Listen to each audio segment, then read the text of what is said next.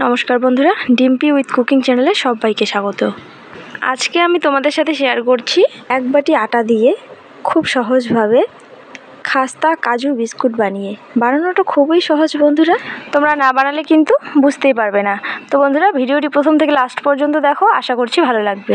প্রথমে আমি নিয়েছি একটা বড় বাটি, এখানে দিয়ে দিচ্ছি আটা আর দিচ্ছি সুজিটা দিলে এখানে খাস্তাটা দারুণ আসবে। আর এখানে দিচ্ছি একটু লবণ। এবারে সব কিছু ভালোভাবে মিশিয়ে নেব। এবারে মেশানো হয়ে গেছে বন্ধুরা, দিয়ে দিচ্ছি সাদা তেল। তেলটাও ভালোভাবে আটা ও সুজির সাথে ভালো করে মিশিয়ে নিতে হবে। এই বিস্কুটটা বানাতে কিন্তু বেশি সময় লাগে না বন্ধুরা, খুব কম সময়ের মধ্যে বানানো যায়। তেলটা মাখানো হয়ে গেছে বন্ধুরা, এরপরে দিয়ে দিচ্ছি চিনিটা একটু দিয়েছি, বেশি দেব না। আর মিষ্টিটা তোমরা তোমাদের পছন্দ মতো দিতে পারো। এবারে সব কিছু ভালোভাবে মিশিয়ে নিতে হবে, যাতে এই যে এরকম হয়। সব কিছু আমার মেশানো হয়ে গেছে। এরপর অল্প অল্প জল দিয়ে একটা ডো তৈরি করে নেব। একবারে জল দেব না বন্ধুরা, অল্প অল্প করে জল দেব। আর এই ডোটা বেশি নরম করলে হবে না, একটু শক্ত করতে হবে।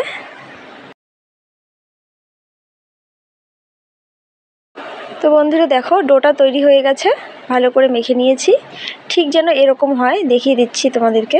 এই যে এরকম যেন হয় ডোটা। এবারে 10 মিনিটের জন্য আমি একটু ঢাকা দিয়ে রেখে দেব। 10 মিনিট পর আবারও ঢাকনাটা সরিয়ে নিচ্ছি। দেখো বন্ধুরা, সুজিটা ফুলে আগের থেকে কিন্তু বেশ মোটা হয়ে গেছে। আর চিনিটাও কিন্তু আটা আর সুজির সাথে ভালোভাবে মিশে গেছে। এবারে আমি বড় বড় করে লেচি কেটে নেব। এখানে আমি 3টে লেচি কেটে নিয়েছি।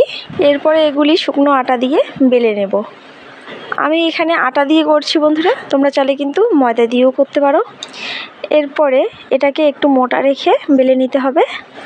এরপরে এখানে দিয়ে দিচ্ছি খুব সামান্য পরিমাণ জলটা এখানে আমি ব্রাশ করে নিচ্ছি। দিয়ে দিচ্ছি সাদা তিল। সাদা তিলটা যখন দাঁতের নিচে পড়ে খেতে কিন্তু ভীষণই ভালো লাগে বন্ধুরা। তোমরা কিন্তু চেষ্টা করবে এভাবে বানানোর। এরপরে আবারও হালকা হাতে বেলে নিতে হবে।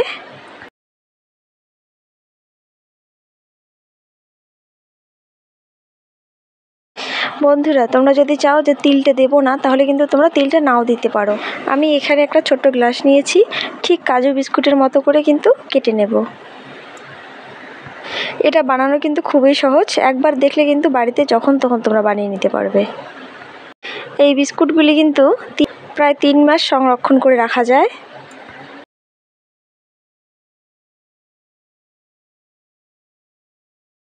তো বন্ধুরা দেখো, একই রকম করে কিন্তু সব বিস্কুট আমি এভাবে কেটে বানিয়ে নেব।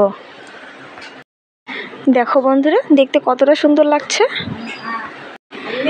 আমি এখানে একই রকম করে সবগুলি কেটে নিয়েছি। এবারে কড়াই বসিয়ে দিয়েছি, কড়াই গরম হয়ে গেছে, দিয়ে দিয়েছি সাদা তেল। তো তেলটাকে একটু গরম করে নেব। তো এরপরে কাজু বিস্কুটগুলি একটা একটা করে এভাবে তেলে ছেড়ে দেব। তো বন্ধুরা, এই কাজু বিস্কুটগুলি হালকা আঁচে ভেজে নিতে হবে। তাহলে কি হবে বন্ধুরা, বিস্কুটটি ভালো খাস্তা হবে, খেতে ভীষণ ভালো লাগবে। এর জন্য হালকা আঁচে ভেজে নিতে হবে।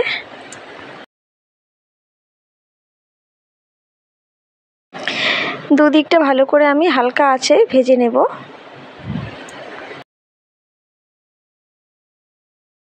তো বন্ধুরা দেখো, অনেকটাই কালারটা চেঞ্জ হয়ে গেছে, লাল লাল করে ভেজে নিয়েছি। এবারে আমি একটা ঝাঁঝরির সাহায্যে তুলে অন্য প্লেটে তুলে নেব।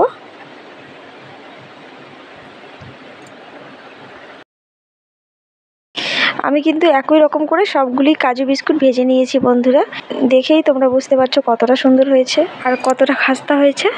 খুব সহজভাবে কিন্তু বানানো যায় বন্ধুরা। তোমরা কিন্তু খুব সহজেই বাড়িতে এটা ঝটপট বানিয়ে নিতে পারো। আর 3 মাস এটাকে কিন্তু সংরক্ষণ করে রাখা যায়। তো বন্ধুরা, ভিডিওটি কেমন লাগলো? যদি ভালো লাগে ছোট্ট একটা লাইক করবে, কমেন্ট করবে আর বন্ধুদের সাথে অনেক অনেক শেয়ার করবে।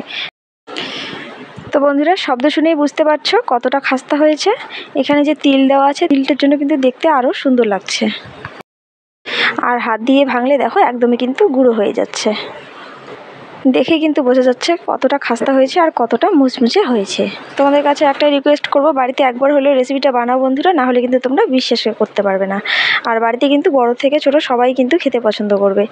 তো বন্ধুরা, আজকে এই পর্যন্তই। দেখা হচ্ছে নেক্সট এপিসোডে। ততক্ষণে সবাই ভালো থাকবে, সুস্থ থাকবে।